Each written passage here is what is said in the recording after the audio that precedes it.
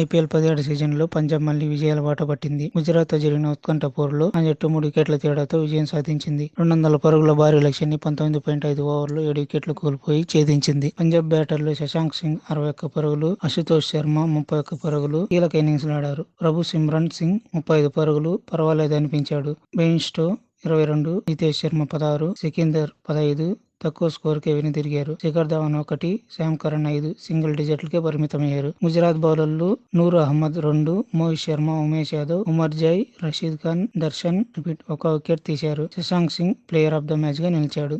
70 పరుగులకి 4 వికెట్లు కోల్పోయి కష్టాల్లో పడిన పంజాబ్ శశాంక్ ఆదుకున్నాడు. ఉమేష్ యాదవ్ వేసిన 11వ ఓవర్లో వరుసగా 4, 6, 4 బాదేసి జోరందుకున్నాడు. కిందర్, నితేష్ అవుట్ అయిన అశుతోష్ శర్మతో కలిసి జట్టును విజయం దిశగా నడిపించాడు. చివరిలో 3 ఓవర్ల 48 పరుగులు అవసరమైన దశలో ఉమర్ జై వేసిన 18 ఓవర్లో అశుతోష్ 3 4లు బాదేశాడు. 19 ఓవర్లో శశాంక్, అశుతోష్ చెరో 6 బాదారు. ఈ ఓవర్లో మొత్తం 18 పరుగులు రావడంతో పంజాబ్ విజయానికి చేరువైంది. చివరి ఓవర్లో 7 పరుగులు అవసరం కాగా తొలి బంతి అశుతోష్ రషీద్ ఖాన్ కు చిక్కాడు. శశాంక్ మిగతా పని పూర్తి చేశాడు. అంతకుముందు టాస్ ఓడి తొలుత బ్యాటింగ్ చేసిన గుజరాత్ నిర్ణీత 20 ఓవర్లో 4 వికెట్ల నష్టానికి 199 పరుగులు చేసింది. కెప్టెన్ శుభ్మన్ గిల్ 89 పరుగులు చేయగా సాయి సుదర్శన్ 33 దూకుడుగా ఆడాడు. కేన్ విలియమ్సన్ 26 పరుగులు పర్వాలేదనిపించాడు. రాహుల్ 23 పరుగులు చివర్లో మెరుపులు మెరిపించాడు. వృద్ధిమాన్ సహా 11, విజయ్ శంకర్ 8. పంజాబ్ బౌలర్లు Kagiso Rabada 2, Harshal Patel 1 wicket పడగొట్టారు.